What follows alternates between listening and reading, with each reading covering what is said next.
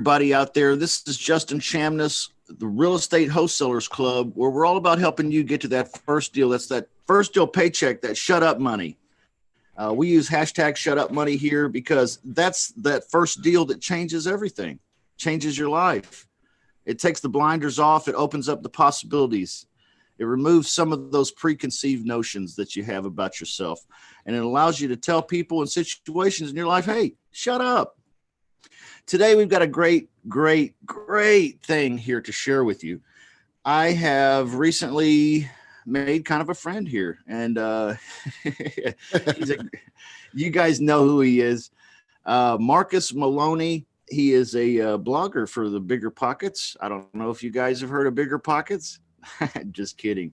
I think it's the biggest podcast on real estate, I think, in the country, if I'm right.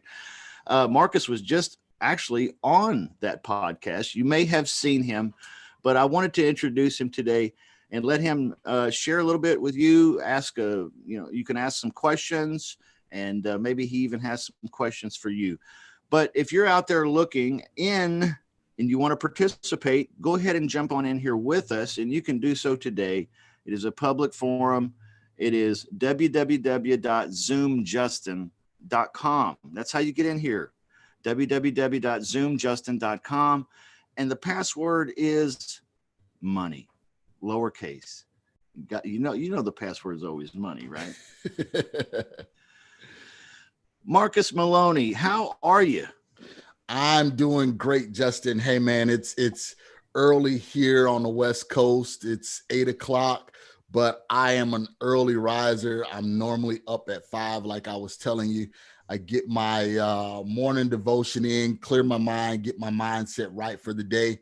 Even on a Saturday, I do that same thing. So I'm excited to be here with you guys. I'm excited to share all that I know. Guys, I'm an open book. So if you have any questions, don't feel like no question is dumb. Just let's get in and let's try and get this first deal done for you guys. And because I definitely remember the time when I was going through the struggles, man, just trying to get that first deal done. I'm not sure if Justin told you guys my story, but I'm originally from the Midwest, from Chicago, and I moved to Phoenix.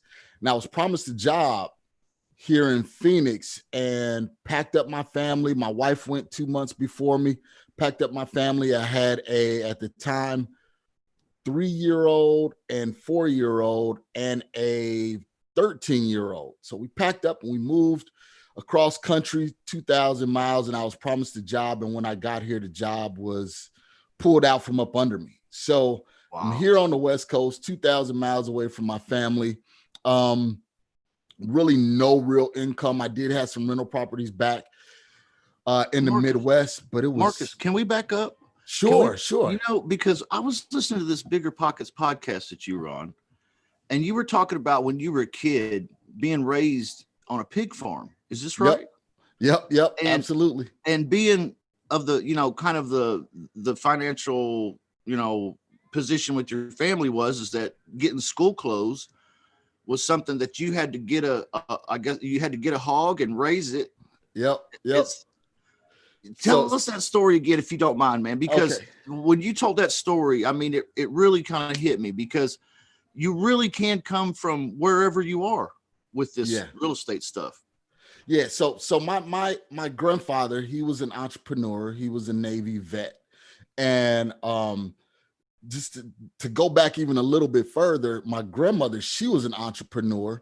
She only had a 4th grade education, and she was living in Chicago. And the Lord told her to move out of Chicago to this 50 miles south of Chicago to this little town called Moments. I mean, it's literally 3,300 people. We were probably one of 2 or 3 African-American families in the community. So we didn't know much about farming, but we ended up having this 50-acre farm. And my grandmother and grandfather being entrepreneurial, and my mom, they said for us, the kids, in order for us to get school clothes each year, we had to invest. And our primary investment was a piglet. So we had to purchase a piglet at the beginning of summer, soon as we got out of school. So the piglet was about 15, 20 bucks.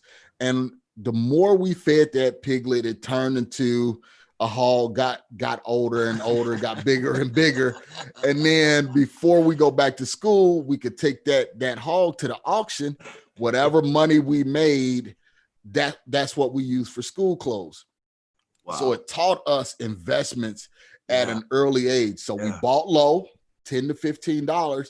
And then when we turned around and sold that hog, it was like $150, almost $200. So we, 10x'd our money just in a few months. So that really taught us, inspired us, like, hey, you could start with a little and really increase that little to a lot. And that's really the moral of the story I want to tell you guys. No matter where you're at, start with the little bit that you have, man, and use that little bit to increase.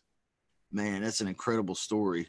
I'm sorry I interrupted you to have you go back and tell that story, but I was going to ask you to tell that story again, because that's such a powerful story and so unique too. I think it says several things to us, really. It says that you can start from, it doesn't matter where you came from, what side of the tracks you were born on or whatever, but also that there's great lessons that you're learning, like in that situation, about how to be smart with the money, how to buy something low, sell it high. There's some powerful lessons coming from that, man. That's an incredible story. I don't know if you've got a book somewhere, but you got to write that. You got to write that. Yeah, I never thought about it, but I keep hearing that. People keep telling me, hey, I need to write a book. But I mean, even with that, the lessons that I learned was not only to invest, but you make it what you put into it. So we had family members that was like, man, I don't want to do this. So when they turned in their piglet, their hog, they didn't make as much as some of us, that really hustled, got out there 5 o'clock in the morning, had to feed the animal. And that's another thing. So Justin, I go back to my 5 o'clock AMs. It was set back then when I was little, so we were made fun of, in school because we had to get up early in the morning. Dude, when I tell you it was hard work, I mean, we would get up at 5 o'clock in the morning. And if you guys know the Midwest, in the winter, it can be dead cold in the morning, below freezing. So when we would go out and water our livestock, we would drop water on us. And it would be so cold that our pants would freeze on us. And this is before we went and got on the bus and go to school. So it taught us a lot, man. We hated it then. But now I look at my family members that went through that with me, and all of them are pretty much successful. I mean, my brother, he's running a multi-million-dollar nonprofit. My cousin, he works in the school district. He works with the nonprofit, so a lot of us are doing some things, but it was set from those ground rules early. Yeah. And your mom and dad, are they still with us? Are they still around? Yes. My mom and dad is still with us. And I do have a story about that. So my mom, she, and this is how she got into that entrepreneurial mindset. She was working for a state facility as a head nurse administrator, making good money back in the 80s. I would say at that time, like $80,000, $90,000, which was good money. Wow. And that's good. That's pretty good money now. Yeah. And she walked off her job, man. She said, you know what? I have a mission, and her mission, and she the one that started the nonprofit. So she had a mission to work with kids, disadvantaged kids, because she grew up, in Chicago, in the South Side, and some of the rougher neighborhoods. And she started busing these kids. Her and my grandfather would bus these kids from the inner cities of Chicago to come down on his farm and work with us and learn these, these work ethics and these morals. Yeah. And from there, she said, you know what? God really had a calling on her life to do that. And she walked off her job, man. And really built that business. And now, like I said, my brother, I'm still affiliated, runs a multi-million-dollar nonprofit from what she started and what she birthed, her and my grandmother back in the early 80s. So that was my mother's side on the entrepreneurial. And my dad, what I learned from him was he's a migrant, an immigrant. I don't know if you guys can see it, but I have my Panamanian flag up there. He's from Panama. So cool. I'm beautiful place. Yeah. First generation American. And what I learned from him is always look at the opportunities. Him coming from Panama, being here in the States, he always saw the opportunities, that we had as kids here in the States that he didn't have growing up in Panama. And to make a long story short, he worked at a steel mill called U.S. Steel. He worked there for almost 30 years, got laid off. This was during the Reagan administration, got laid off. They didn't hire him back. So he lost basically all of his pension, everything like that, had to start over. And started over. He was a mean, upset guy going through that transition, which you could imagine. So now he was laid off. My mom walked off her job. So how they made ends meet, I don't know, because I was younger. But what it taught me was, you never give up. You always work. You always pursue. So I mean, God bless both of them. I thank both of them for what they instilled in me and my brother. And that's what brought me to where I am now. Yeah, that's awesome. Yeah, it's amazing how there's kind of this dichotomy here. I don't know what the word is exactly, but how, coming from a position like that, where you got nobody to trust but God, really. It sounds like, Yep. And raising kids too. But the lessons that you learn in coming from nothing really prepare you to be the guy that makes it, where you have something, whereas if you were born into a comfortable scenario, then maybe you don't have some of those lessons and some of that drive or some of that, motivation. So I think a lot of times people look down on themselves, we're like, well, my family, never went to college or, nobody's ever had any money really in my family ever. I'd be the first one. Okay. You don't really know how you have been prepared for this, really, kind of. So if your thoughts are leading you that direction, go for it. Right. Yeah, absolutely, man. I don't know if you guys can see this, but this book here, Power of Broke, if you guys haven't read that, you need to read it. It's by Damon Johns. And it talks about exactly what we're talking about starting from nothing, because you normally either have two things when you're starting a business. You either have the money and no time, or you have the time and no money. So if you're in a position where you don't have the money, but you have the time, you have to get out there and you have to maximize that time and use that time to help other people or find other people with the money where you can pair your time with their money and really make things happen. And that's one of the things that I did. Going back to my story, moving from Chicago to Phoenix, I had plenty of time. I wasn't working, I had plenty of time, but I didn't have any money. So like I told in the BiggerPockets interview, I started with $200, so it goes back to taking that little and letting God bless it and make it much, so I started with a First Premier credit card. I'm not sure if you guys know First Premier, but it's one of those. It's a secured deal, right? Yeah. So it's one of those $300 credit limit kind of thing. Yep. You use it really to reestablish your credit. That's all I had. And I took that and I started with that. I bought me a legal pad, and I just got to writing out letters and started writing out letters and sent letters all across Phoenix. I didn't know what I was doing. I was just new to the area. So I didn't know what was the good area, what was the bad area, who to connect with, who not to connect with. But I just got out there and I got started and made tons of mistakes. But in the midst of those mistakes, I found someone and he pulled me in and he said, "Hey, I see you're a grinder. You're out there doing it." Because this whole time I'm on BiggerPockets, journaling my story. I'm telling everybody, what I'm doing, how I'm doing it, the ups as well as the downs. And he reached out to me. He was a major wholesaler here in Phoenix. And he was like, man, come on in, because I had put this deal out there. Who was it? Can you tell us, Marcus? Who was it? Yeah, his name is Gabe Ostrowski. He's actually a pretty good friend of mine now, business partner of mine. So I got started with him and Justin Colby. I'm not sure if you guys know who Justin Colby is, but I've heard of. Yeah, I think he's got a YouTube channel. Yep.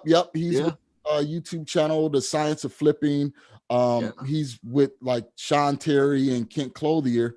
So them guys pulled me in, and they said, hey, you're a grinder.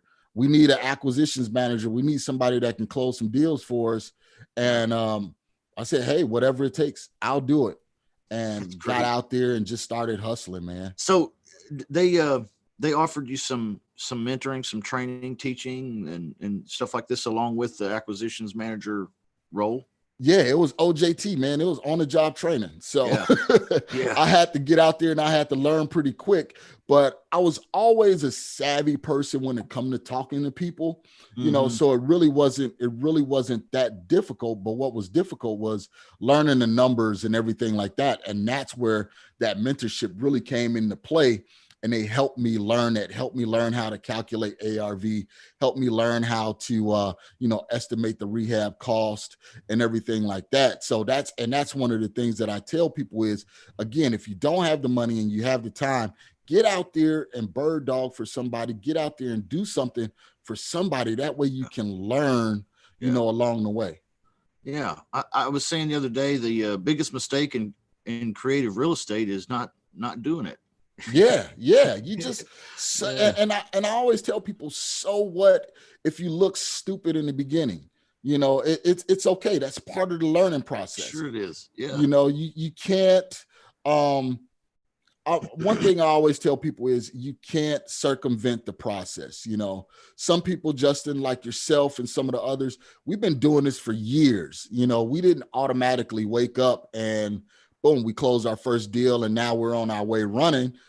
Sometimes it takes, 8 months, 9 months. In my case, it took me almost a year to close that first deal, but I learned so much from it and that propelled me to where I am now. Yeah. So almost a year to get to your first deal. Wow. Yep. Tell us about that. I mean, what were some of the ups and downs? Because I know that there are some people in the room and watching around. We're on several platforms, guys. If you want to come into the room and ask Marcus some questions, you can. It's www.zoomjustin.com. The password is money. But I know there are folks out there that are still trying to get to that first deal, and they're riding the emotional roller coaster. Sometimes they're high, and then sometimes they're just, man, like, I don't know if is this even for me? Is it me? Am I not cut out for this? Is it the business? Is it the leads? Is it and so what is the best advice that you have for folks like this? Man, Justin, I wrote that emotional roller coaster and sometimes still do, because you get so close to a deal and then let's just say the seller backs out or something like that. And you're like, man, sometimes it's not even something you did. Yeah. But the first thing you want to do is you want to question yourself. Wow, did I say something wrong? Did I do something wrong? Did I offer too low? Should I have taken, the offer that they said that they wanted? Should I? Sure. So riding that emotional roller coaster. One thing that I want to tell you guys is be consistent in what you're doing and wake up in the morning. I don't care if it's 10 minutes, get up, have your affirmations, have your confessions, man, and say, I am able to accomplish that first deal. I am, able to be successful as a real estate investor. I am, because as you know, Justin, in this business, you hear a lot of no's, a ton of NOs, Sure. So sometimes you have to motivate yourself, with I am able to accomplish whatever it is that you're trying to do, and know that everyone goes through that emotional roller coaster. Self-doubt is one of the biggest things and the easiest things to do, is to question yourself and to doubt yourself, so guys, I'm just letting you know, if you're going through that right now, no matter if you're young, if you're old, you have to learn how to retrain this mind and reframe it. And like I said, the way I retrain and reframe it is by my morning motivation, devotion, and confessions. Well, you said earlier that you even do this routine, the devotion and meditation and prayer and what have you. I don't remember exactly what all you said you do, but you said you even do this on Saturday. So I know you're a hardworking guy. You don't even let the Lord have a day off, it sounds like. No, man, because it's some things I need him to do for me, because I know I'm not able to do it. Justin, I went and a part of my story that I didn't share was in high school and in grammar school, dude, I was like probably the dumbest person in the room, always. I'm going to give you an example of how I was. I had a math test, I remember, and the test was distributed. I didn't even try. I wrote on the test, I cannot do this. And that's what I turned in on that test. I didn't have the mental capacity and the fortitude to even try. I just gave up. So I know right now, but even with that, so that was in my younger years. But then I matured some and I focused and I went to college. I got my MBA and everything like that. So I went from dumb as a box of rocks, to, hey, you're the smartest guy in the room, to now going back to, I don't know anything as a real estate investor. So I said all of that to say this: I have to get up and I have to do that, my morning routine, which is I get up and I pray for 30 minutes. I read a scripture. I read something positive. I find a book. I always got some kind of book around me.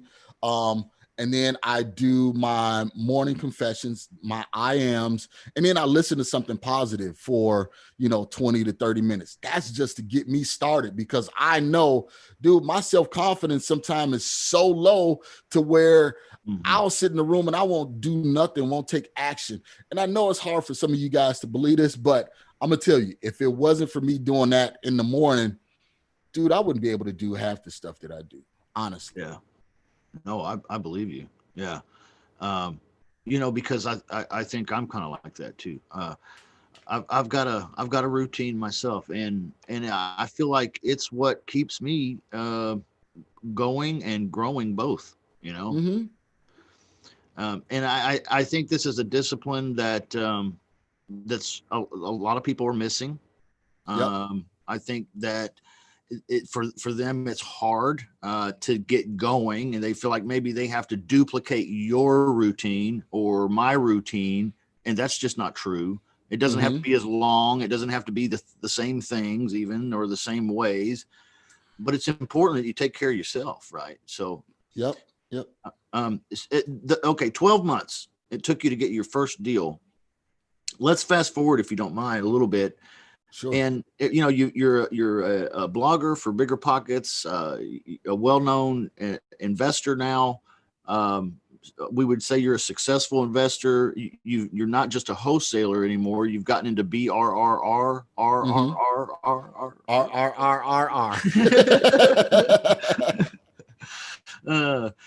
So you've kind of done what a lot of people are getting into the business to do, and that is start out wholesaling and then move into having some kind of a portfolio of their own where they have passive income.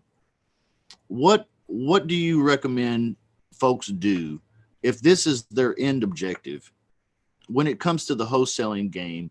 How many deals should they do before they buy a first property, or what advice do you have for us?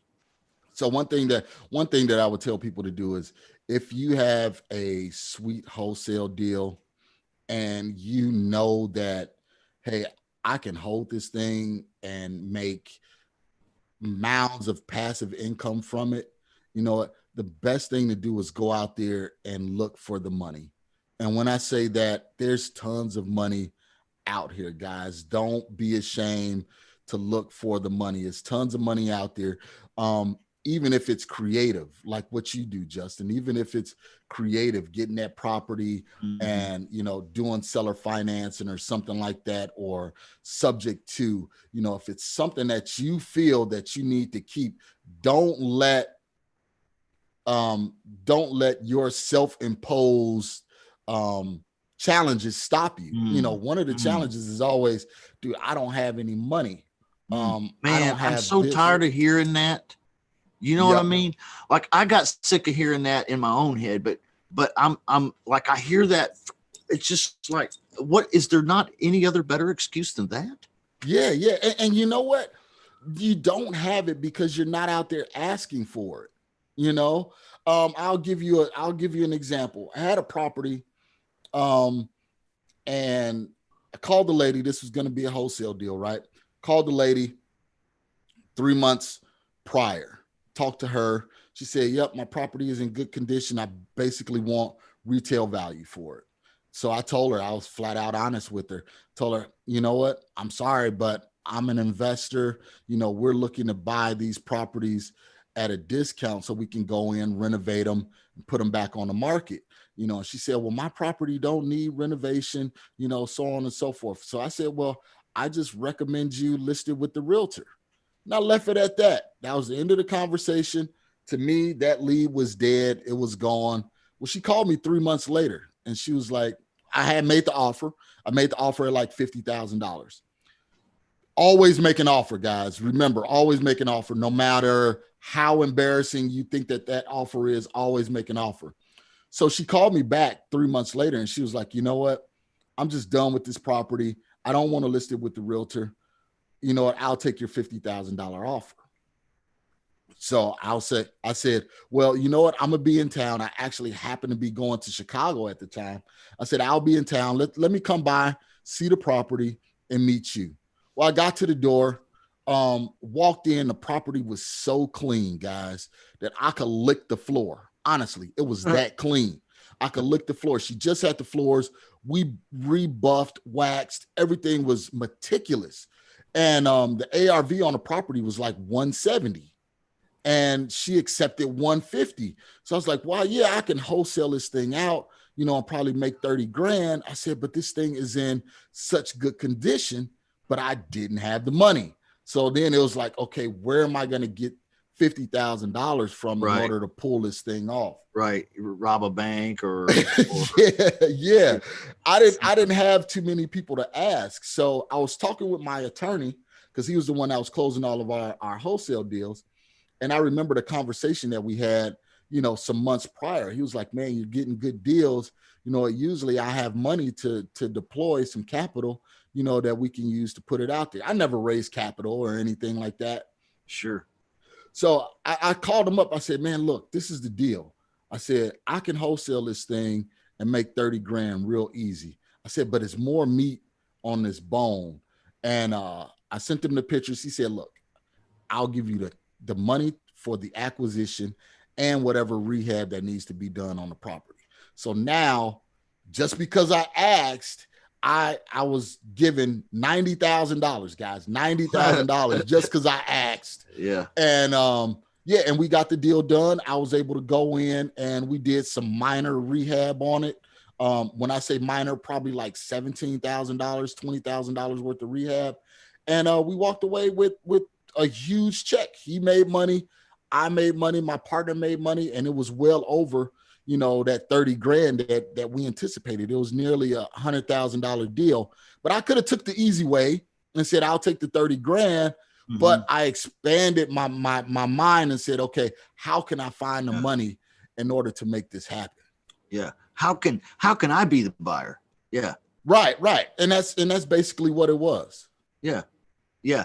I think that's a tremendous story because, you know, we always think like in terms of, hey, I'm going to get in here and I'm going to wholesale this deal, maybe 2, 3 deals or 5 deals. I don't know how much money I'm going to make. So, you know, I'm going to do some deals. And then once I get some cash, okay. But hanging on to that cash after you get paid, that's a whole other discipline too, you know, and saving it up to buy your first rental property or something like this, or but you're telling us that, you know, you don't really have to wait. You can raise the money. There's folks out there that have money. Just because we don't have money doesn't mean that it's not out there, right? That it's not out there. Absolutely. And you get it by asking. That's it. I mean, it's plenty of banks out here, hard money lenders, private lenders that's willing to lend money almost with no money out of pocket. I'll give you an example. I'm looking at joining this group, and one of the perks of joining the group is you come affiliated with a lender that will lend you 100% of the acquisition and 100% of the rehab. So that's no money out of pocket. Right. So again, that lets you know that the money is out there. It's just our ability to ask and be comfortable in asking, where can I get this money? It's not even dependent on your credit either. No, absolutely not. Again, when I did that deal with the attorney, he didn't ask me what was my credit score. He didn't ask me, how much money you going to put up. He looked at the deal and he was like, this is a good deal. I want in on it. Yeah. Yeah. So to go back to your original question and original thought, Justin, is guys, don't limit yourself, man. If you want to, start wholesale and move on to passive income, get out there, get some deals under your belt. It don't take much money, honestly. Even if I'm not sure where the majority of our listeners are from, but like in the Midwest, and some places on the East Coast, you can get into properties with $10,000 down. That's one wholesale deal, or two wholesale deals. That's easy. And then you're right where you want to be, because what I always tell people is when you're doing wholesaling and stuff like that, this is transactional based. So you get a deal, you get money. You got to go out there, do another deal to get more money. So the best thing to do is get a deal, get the money, deploy that money into something that's going to bring you passive income. So take that $10,000, go and buy you a junker, rental property that's going to make you $200-300 extra dollars a month. That's a start, and then you can leverage that piece of real estate with the BRRRR method, BRRRR, and then transition that into more. And that's kind of what I did. Yeah, that's awesome. That's what a lot of us want to do here. So thank you for sharing that. That's a great insight. Because we give ourselves those excuses, man. Oh, well, I'll do this then when I get this, or I need to save up 30,000 first and then blah, blah, and what have you. But that's not really how this should work. Right. So I appreciate you sharing that. I want to fast forward. I want to open the floor here in a minute for questions too, Sure. But I want to fast forward. If we were to do this same session 3 years from today, and I was to ask you, what would have had to have happened between now and then in your business, in your life? You're a BiggerPockets blogger, you're an investor, you're a BRRRR guy. You've developed some things here, man, some tremendous things. But 3 years from now, what would have had to have happened in between now and then for you to feel like you're a success? Really, and honestly, Justin, it was a few things. It was consistency. That was one. I had to be consistent in everything that I did. So guys, that's one thing that I want you to do is be consistent. Don't start something, then stop. Don't start, stop. Even with the blogging, I was blogging. This was before anybody knew who I was or anything like that. Wasn't nobody reading the post, but I was blogging for myself so I can journal and go back and look and say, okay, last week, what did I do? This week, what did I do? Let me compare and see if I did more this week than I did last week. So one is consistency. That's what you're marketing. That's what, your getting up in the morning, you're framing your day. Everything is consistency. That's number one. Number two is everything up here, believing in yourself, having that self-confidence, knowing that, hey, this first deal is coming. I don't know when, but it's coming. I know I'm going to kill it when I get the opportunity. It's coming. And then number three is just marketing, consistently marketing, putting it out there, not knowing that you're going to get a return. Believe me, guys, again, I started with $200. I didn't know if I was going to make any money off of that $200 I invested, but that $200 turned into $17,898 off of my one of my first deals, and then the next thing is just tell your story, get out there, talk to people. You can't sit behind a desk all the time. I know it's kind of difficult right now with COVID, but you got to get out there. You got to meet people. You got to talk to people. That's the only way you're gonna be able to get there. So 3 years earlier, that's what I had to do in order to get to where I am now. Well, okay. What about the next 3 years? If we were to have this meeting 3 years from today, what's next for Marcus Maloney? What's next for me, man? I am looking into larger multifamilies. I have a small little portfolio of multifamilies, but I'm looking at, by the time I'm 50, having 50 units nice. And exceeding that. So I'm trying to accelerate my learning curve in the multifamily space.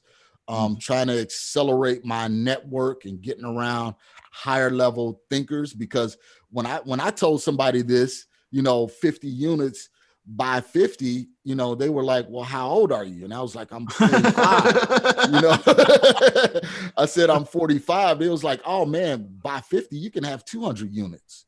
So that just, kind of opened up my eyes and everything like that. Well, 50 units could be one deal, right? Exactly. And that's why they say, man, if you're looking at 50 units, you could do much more than that. So it's being around higher level thinkers, and it's really making sure I don't put self-imposed limitations on myself. And then again, being consistent in everything that I do, waking up on a Saturday at 5 a.m., agreeing to meet with you guys Saturday morning at 8 a.m. because even my wife, she was like, you doing what? Saturday morning, you what? I said, yeah. I mean, the people want to hear from me, so I got to get out there, and let people know that this truly is possible. It's possible. Oh, yeah. Yeah. And thank you for that, sir. Thank you very much. Oh, appreciate not a problem. Not a problem. It's and the reason why it's not a problem, Justin, is because I saw this years ago, so I projected this years ago, that I would be talking with people, meeting people, and helping people along their journey. Now it's up to you guys to make sure you take what you learn and get out there and do it. Oh, yeah. Yeah. So he put it back on you guys out there. I'm going to put it back on you guys too. Let's open the floor here in the Zoom room for questions and comments or whatever.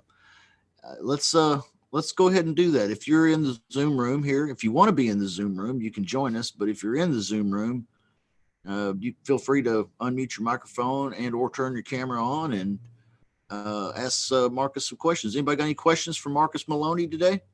Guys, I don't bite. Come on, man. Let me know. I can help you out. I can answer your questions. And don't feel that you're asking me something that I won't disclose to you. I do a 15-minute free consultation. I talk to tons of people almost every day. So if you got questions, ask them. Yeah. Here's your chance. And we got a bunch of people in here. I know a lot of folks have their videos off. But Jerry, you got a question? You just turned your camera on, huh? Oh, you got to unmute yourself there, Jerry. No question at this time. Oh, okay. All right. How you doing, Jerry? How are you today? Doing good. Doing good. All right. So tell me, Jerry, since I got you here, what are you trying to learn? What are you trying to do as far as real estate? At the present, lease options. Okay. What kind of marketing are you doing so far? I'm using the automated REI to do okay. a splash. And I'm starting to pick the phone up and also just go direct on the phone and call people. I'm new to this, and I think one of the best approaches for me to get over some of the fear of talking to homeowners would be just to pick the phone up and start talking to people. Whether I make a mistake or not, I'm going to move on. They don't know me. That's right. That's right. And you talk to the next person. And I'm going to give you a quick little tip here, Jerry. I used to have that fear of talking to people on the phone. one of the things that I do when I get on the phone now is I stand up and I walk around. So I may have, an earpiece and I'm walking around. I may be walking around the house. So that takes you out of that comfort, that puts you in a comfort zone to where you're just having a regular conversation. You're not putting that on yourself to where I have to sit behind a desk. I have to be professional. I have to make sure I get everything done correctly. No, man, you're just having a conversation and you're just trying to find out, what can you do to help them? Again, when you're having those conversations with sellers, don't feel that you're selling anything, you're pitching anything or anything like that. You're trying to help them. Hey, Mr. Seller, my name is Jerry. I'm giving you a call because I'm interested in buying properties in a certain area. I'm just reaching out to see if you or anybody else have a property that they're interested in selling. Simple enough. Okay. So what do you think is one of the areas that you have the fear in when talking to people on the phone? Is it just making that mistake or thinking you don't know how to structure the deal or something? I think one of the fears I have is like going virtual, where different states. Okay. Yeah. So one of the things you could do to start there, Jerry, is find a state where you got family members at. So if you got family members, let's just say in Cleveland, boom, start there. Pick up the phone and talk to a nephew, a cousin, or something like that, and say, hey, this is what I'm doing. If I need you to go and take a look at a property, I'll handle everything on my end, but I may need you to go out and take pictures or something like that. That's a way you could start by going virtual. I use my best friend. I'm here in Phoenix. I use my best friend in Chicago. We vet the sellers over the phone. We make the offer over the phone. And then I ask him, hey man, can you go over and take a look at this property? Take some pictures for me. Be professional when you do it and just bring it and send them back to me or upload them to our CRM. And then that's how we get started. We try and make things a little bit harder than what they are, guys. It's not real hard, man. It's not real hard. And you know what I even did? I'll give you one more, Jerry. One thing that I did was I was talking to a seller and just out of the blue, I said, you know what? I'm going to try this. I said, do me a favor. I'm out of state. I'm out of state. I'm still interested in the property. We buy properties in that area. But at the time, due to COVID, I can't get there. I can't get anybody there. And I want you to be comfortable enough.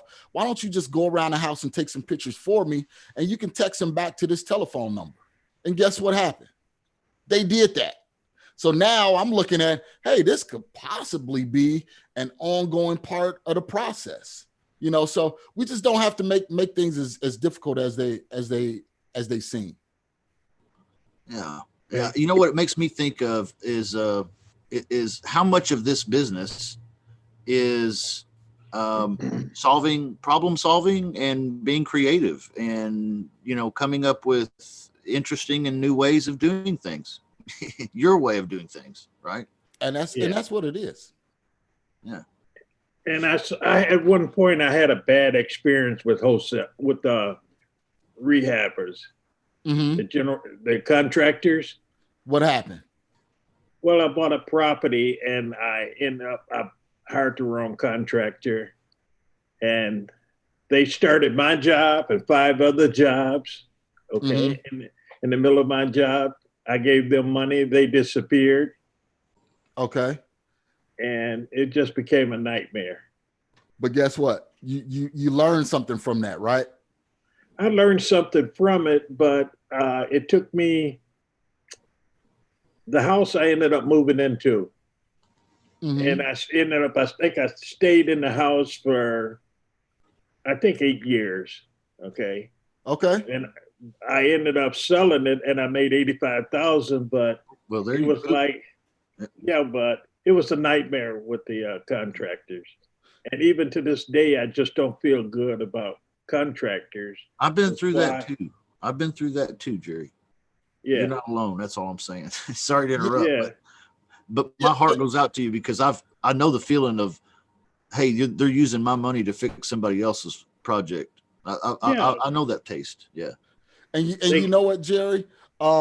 and I'm not sure if everybody else heard it, but I heard it. Man, sometimes you made a mistake, but still made 85 grand out of that mistake. Right. You know, so you learned something and you got paid for learning. Although you had that bad experience with that contractor, you know, okay, the next time I go to do a property, this is what I'm going to do. I'm going to have this contractor make a commitment to me, and I need a timeline when this project is going to be done. You get draws. So for a third of the project, you get some money. When that part is complete, the next third, you get another draw. Then when the project is complete and we close, you get your final payment. You know, so you learn from that. Hey, I can't be so trusting, and I can't, you know, just say, okay, Mr. Contractor, here's the money. Go ahead and get started. Right. So I would go to the house in the afternoon. Well, I guess it was after they had worked, and they'd be in the back having a beer party. Yeah, that and you know what, that happens. You have contractors, that happens, but you just got to vet your contractors. And the best way to vet, one thing that I learned is, if you don't have a contractor and you're looking for a contractor, go to Home Depot when they open up, 6 o'clock, 7 o'clock. The contractors that's there early, they're about business. But if you go to Home Depot at 11 o'clock in the morning, 12 o'clock in the afternoon, and they're just now coming in, you know those are not the contractors you want to put your money with. That's awesome. That's incredible advice. You know? Yeah. When doing repairs, on an average, how do you do your payouts to the contractors when they have a draw?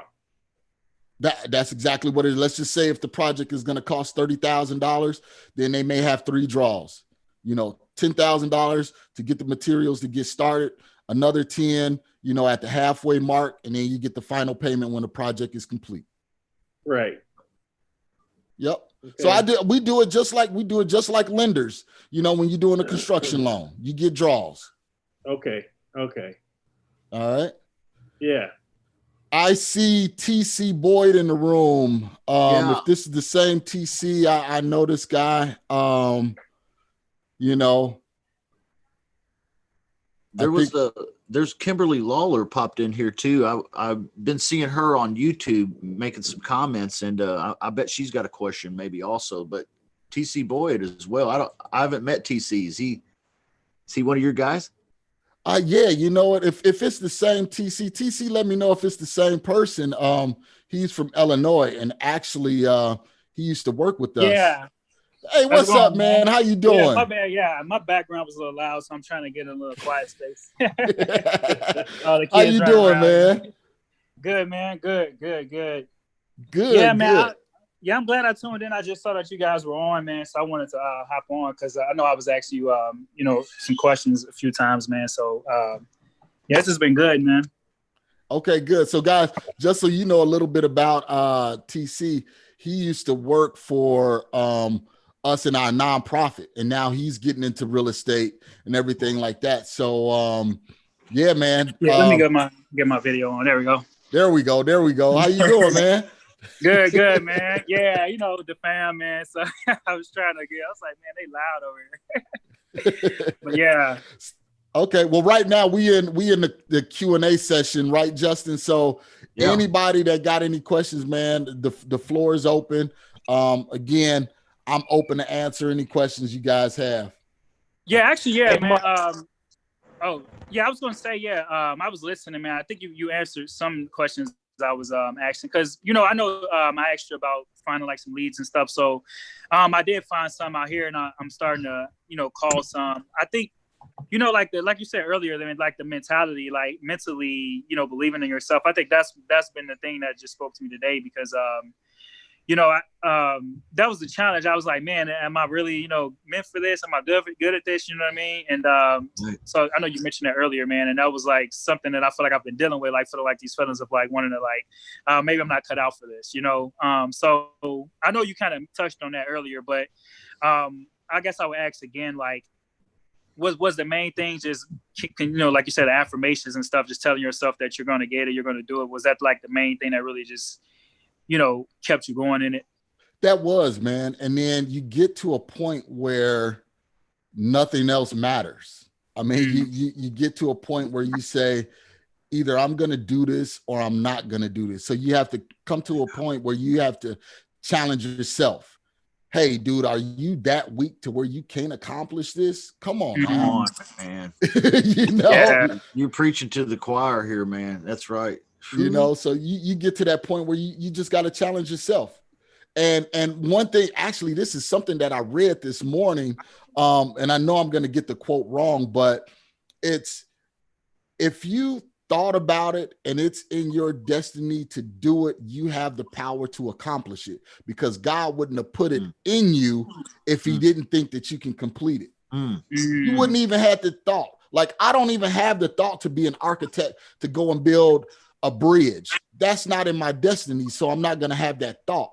But for me to have that thought of, you know, owning 50 units, I have to be able to accomplish this because it's a thought that's within me. So if it's within me, I have the power to bring that to fruition. Yeah. Man.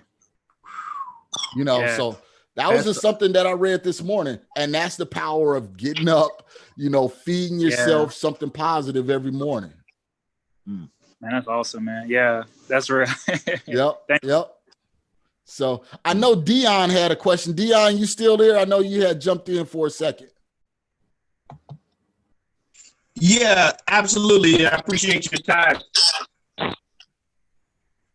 And I just wanted to mention I'm a Chicagoan as well. I was born and raised there. I live up by Detroit now, but I'm a South Sider deep in my heart. So when I heard you talk about Chicago, that made me light up. I love you know, hearing about folks from my hometown. But anyhow, you had mentioned something about a group that that you were a part of that, you know, provided funding for real estate, basically 100% financing. I was wondering if you could or would be willing to share any contact information related to that group.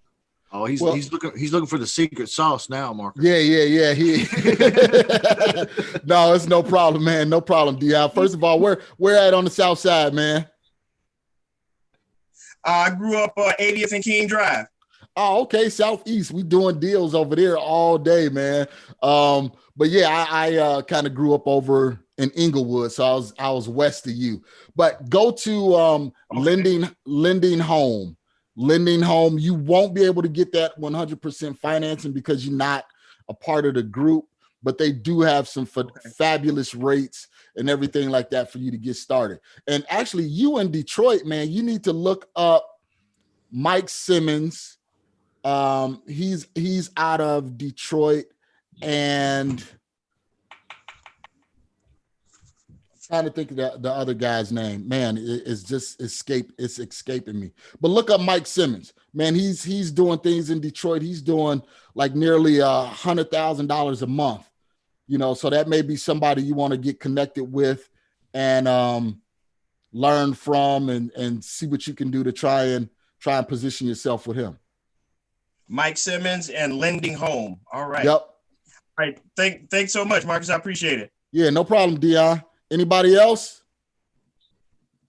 Hey, Dion, how you doing, man? Hey, what's going on, brother? How's it going? Good. Hey, Marcus. Hey, thanks for coming on, man. Justin, as usual, you know, you always killing it with you know the value you provide for us. You're man. welcome. You're welcome, brother. Yeah. Hey, Marcus. Marcus, you were talking about doing the blogging thing, and I know that's kind of a big part of your game right now. And you know, we're trying to create sort of a environment, I guess, for ourselves where we're attracting a lot of our business as opposed to always, you know, going out, you know, trying to find it, right? Yeah. And you know, I know blogging is big. I know blogging, you know, is something that really works. Now, I've you know thought I want to do it, all that, but tell me about how you go about creating topics and how you go about having, you know, things to talk about and bring value. Well, and that's one of the hardest things, Victor, is making sure you keep fresh content up there. Really is just kind of perusing through what you're doing. You know, when you're blogging and you're doing videos and stuff like that, you kind of share your thoughts with people. You know, so if one is, hey, I'm thinking about, I don't know, let's just say if you're starting to market, hey, I'm sending out, and because this is what I did on BiggerPockets, I'm sending out 250 letters today. I'm gonna let you guys know how my response rate is, how everything was going. This is kind of what I put in my letter. These are kind of the people that I'm reaching out to. I don't know if it's gonna be a success, but we're working on it. I'll keep you guys posted, let you know how I'm doing. Something simple, you know. Okay. So kind of, you know, do your business, kind of play by play, share it with other people, inspire them, let them know the challenges you're going through, let them know you normal kind of situation, and then share your successes. Yep, be an open book, man. That was one of the things that was hard for me, was being an open book, because I was always so private, you know, and then I had to come out of that because even my wife told me, she's like, dude, you're doing a lot, man. Stop thinking that you're not doing anything, and share what you're doing with the people. And that's what I just really started doing. So yeah, it could be little topics, Victor. It don't even have to be much. And right now, I wouldn't even say do write blogging. You know, just pick up your phone, dude, and do a, you know, 2-minute. I do what's called a 2-minute meetup on Tuesdays, and then I do a fun fact Friday on Fridays, and it's only 2 minutes. So I just talk about something that I went through the week, or something that I learned, and I just share it. That's it. Ooh, that's gold, man. I really appreciate that, Marcus. That that puts me up a notch or two. Yeah, and that's all it is just giving that free content, like what Justin doing.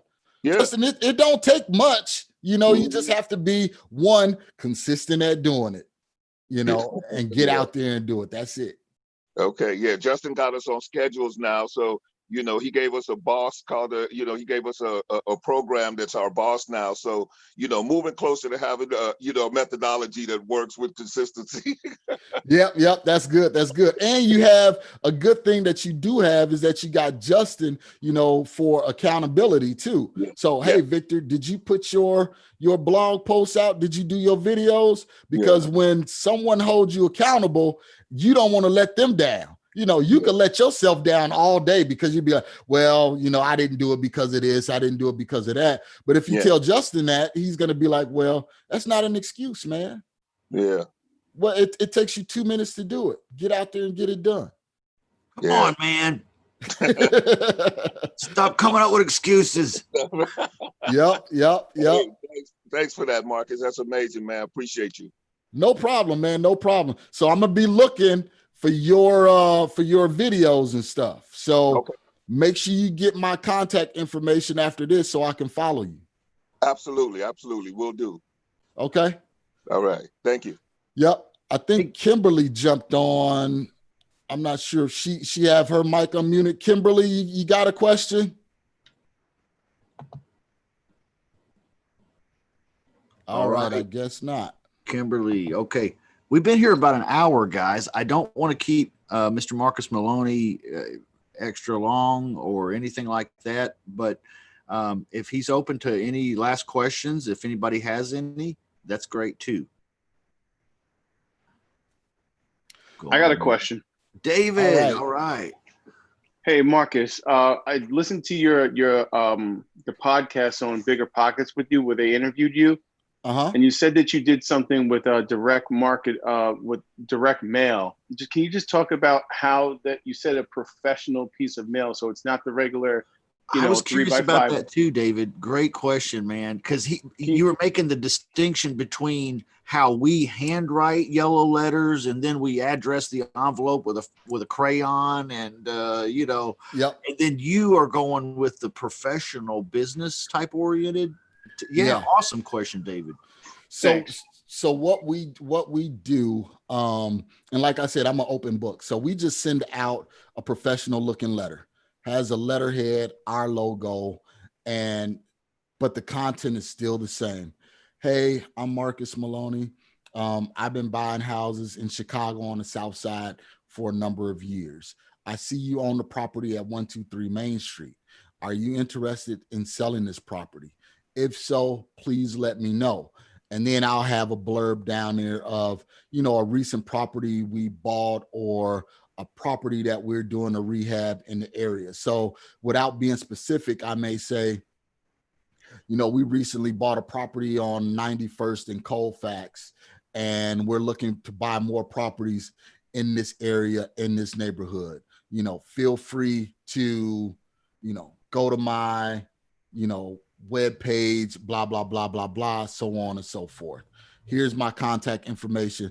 Feel free to reach out to me. And then lastly, if you're not ready to sell your property right now, just hold on to my letter. In the future, if you get to that point, just make sure you give me a call. And we just have certain calls to action. We send it out in a professional envelope, that have a call to action on the front of the envelope. And that call to action may be important property information, bold in red, or important property tax information, bold in red. That's going to make them open it up.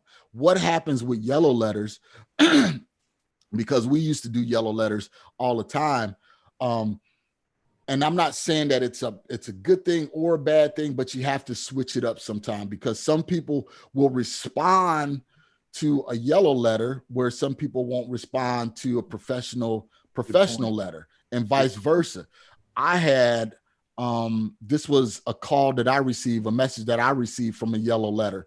And they basically said, well, if you're not professional enough to send out a professional letter, then I'm not interested in doing business with somebody that's not professional. So that made me check myself like, whoa. Did you send him a professional letter then, like immediately? Yeah. And absolutely. That's what we did. We said, okay, well, this is what we're going to do. We're going to start switching it up. So some will send out yellow letters or handwritten letters, and then we'll follow up behind it with, a professional letter, because people respond to different things, and that's even to go with text messages. Some text messages we'll send out, we'll have known written spelling errors in the text message so that they know that it's coming from a live person. How many times have you sent out a text and you got fat fingers and you say the wrong thing? You're talking to a live person, but if everything is correct and professional, people will be like, how did you get my number? Who is this? Right. So you have to do little things, to switch things up. So that's why I tell people the most important thing is not really doing a deal, but it's how to market to find that deal. That's hilarious, man. I tell people something like that all the time. And it's like, the dumber you can make this business, the better off you'll be.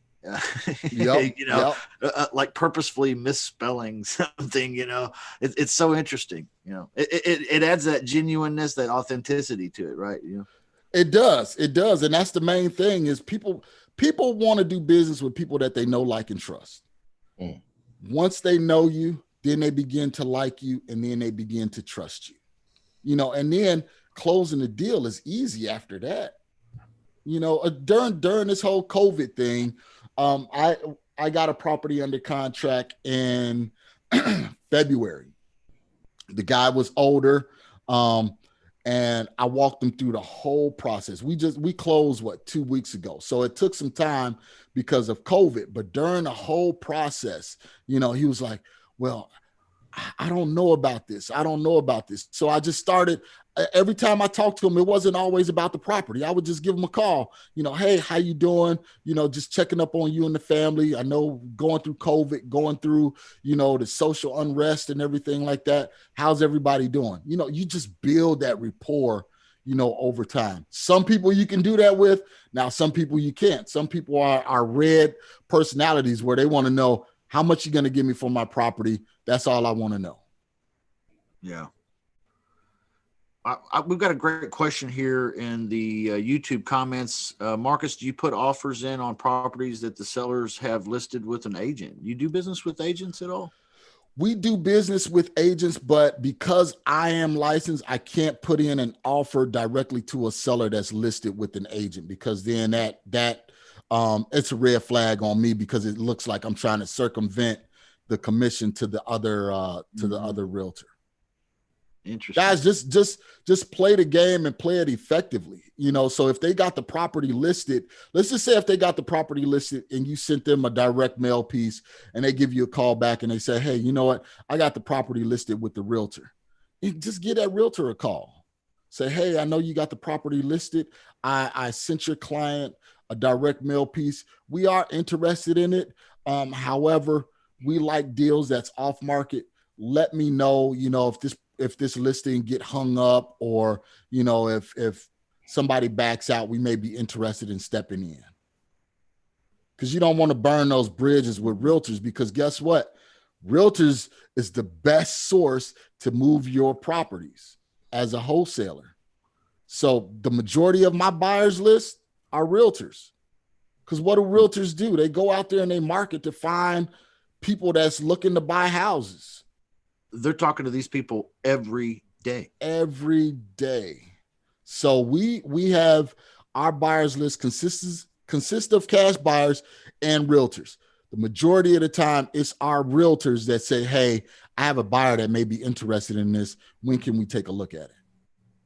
Interesting. But most people have the mindset of, realtor versus wholesaler versus realtor. Right. Exactly. Yeah. No, you use that, you collaborate with them. Hey, Marcus, one last question. Sure. Have you ever called a realtor that the listing failed to ask them before you tried to cold call or reach out to the seller? No. Normally what we do is, let's just say if it was a canceled listing, we contact the seller and then we turn it around and we say, hey, did the realtor explain to you or give you any indication why the property didn't sell? Was it pricing? Was it the condition of the property? Did they give you any indication why the property didn't sell? Because now the realtor is out the way, so, you can go back and ask the realtor. That way you can find out, kind of if the client was hard to work with. So you want to be able to get both sides. Okay, thanks. Yep. Yeah, great question. Denise B says, I have a great deal properties in LA, but she's waiting on her LLC. I'm not sure what you mean there. The property needs work. She says, I will email you if it's okay. Thanks. Yeah, that's fine. But I don't know why you're waiting on an LLC. Yeah. Get out there and get the deal done and then use that money to help fund your LLC. Right. Don't wait. Stop making these guys stop. Silly. Stop. Yeah. Just get out there and do it. Yeah. Just get out there and do it. Yeah. Talking about emailing you, share with us, Marcus, as we wrap up here, and thank you for your generosity and your time. What's the way that we can get to your website, to you, or your training, or your book, or what do you have that we can learn more from? Okay. So you guys can find me.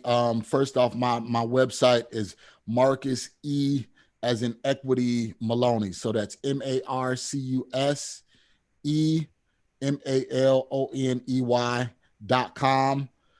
There I have like a 15-minute free consultation. You'll see it right in the header. Click on there, put your information in there, and we can talk one-on-one. So if you're not comfortable in sharing in this open forum, you can talk directly to me one-on-one that way. Also, man, social media. So Victor, you'll see me, man.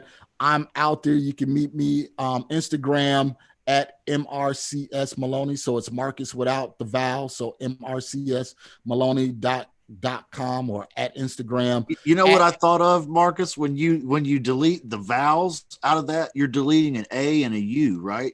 Yeah. Which is the periodic table of the elements abbreviations for gold. Oh, really? Well, I don't want to do that. I need all the gold that we can get. So it's Twitter at MRCS Maloney, Instagram at MRCS Maloney, YouTube, tons of content, free content, youtube.com/MRCS Maloney. So you guys can find me in plenty of ways. I'm on BiggerPockets. Just put my name in there. I got nearly 100 articles on BiggerPockets. if you haven't listened to the Bigger Pockets podcast, I'm show number 385 and 86. So I get deuces. I got 2 episodes wrapped in one, so, and I'm going to even tell you a little story about that briefly. So during COVID, before COVID, we recorded the episode, right? So I received an email, and the email said, hey, you know what? Due to COVID, we have to move some things around. So some episodes that we previously aired may not be shared. So immediately I was like, man, that was my time. I wanted to be on Bigger Pockets. Now my show is not going to be aired. So I went back to my affirmations, and then I started speaking. I said, you know what? My show is going to be aired. My show is going to be aired. My show is going to be aired. They gave me a call and said, you know what? Not only are we going to air your show, but we're going to do a post-COVID show. So you're going to get 2 shows. So that's the power, guys, of that positive thinking and positive mindset. Believe me, it works.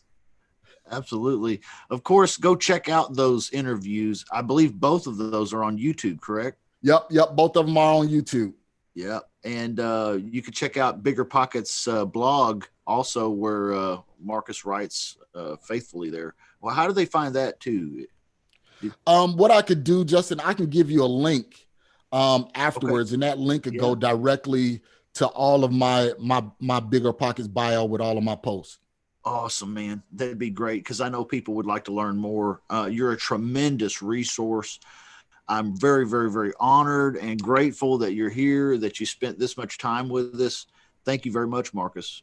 Thank you, guys. Remember, go out there, take action. Get your mind right. Go out there and take action. And then again, lastly, the 2-minute meetup on Tuesday. I'm trying to be consistent. So Victor, you might have to be my accountability partner on that. I'm all over it, man. I'm all over all your stuff right now. You see my subscription and everything, man. I appreciate you. Okay. So, So a 2-minute meetup on Tuesdays on IG and Instagram. And then the Fun Fact Friday, where I give a fun fact every Friday. Normally it's right around 4:30 Pacific time. And that's on Instagram and Facebook. All right. I set notifications. Okay, there we go. Hold me accountable, man. Hold me accountable. I got you. So I got one last thing, Justin, before we go. I need to hear from Mike Goolsby. You've been on here from the beginning. Man, just give me a what's up something. What's up? I was gonna ask you about your what type of how do you get your leads, your marketing? What type of marketing do you use? Okay, so you don't wait till the last minute to ask me this, man. We could have went into this. No, I'm gonna get your information and talk to you a little later. Okay, we do direct mail and we do text messaging. Okay, and great. Now we're starting to roll into some SEO. Okay, great. Oh, which Gerald Norton's on your Bigger Pockets too, right? Yeah, he's on there. You know what? I'm gonna probably get him on a podcast because I've been following him and seeing some of the things that he's doing. I've been following him. Yeah, Gerald's a tough guy, man. Yep. Well, thank you guys. I really appreciate it. Justin, let me know. I'll send you all of the links, everything. That way you can put in the show notes. Just DM me, man. DM me and I'll throw them in the show notes, the comments or descriptions or what have you. And you guys check them out. Go over there, take a look at it, get the materials, buy the courses, whatever it is, guys, because this is the real stuff. Yeah, and I have on my website, guys, I like to do a lot of stuff for free. So I got free purchase contracts, free assignment agreements, free 15 questions to vet your sellers. This is over the phone. So it's all kind of stuff over there, man, you can get started with. If you want to use it, use it. If not, don't. But I use it, and we close $30,000 wholesale deals, pretty consistently. Yeah. If you're like me, you're a contract hoarder. So like anybody's free contracts, you just Yep. Get it. Get it. And guys, it's tons of information out here, man. It's tons of information out there. So it's not the information, but it's the application. There you go. So you got all of the information out there. You just have to apply it. That's it. All right, guys, go and do likewise. All right, guys. Always remember to enjoy the journey. Enjoy the journey, guys. Thank you guys so much. This was awesome. Yeah, thanks. Thank you, guys. Thank you, everybody. Thank you for being here, and we'll see you next week at the public Q&A on Saturday at 10 a.m. Central Time. That's 8 a.m. on the West Coast, over there where Victor is. Hey, all right, everybody. God bless. We'll see you. Okay, see you guys. Thank you.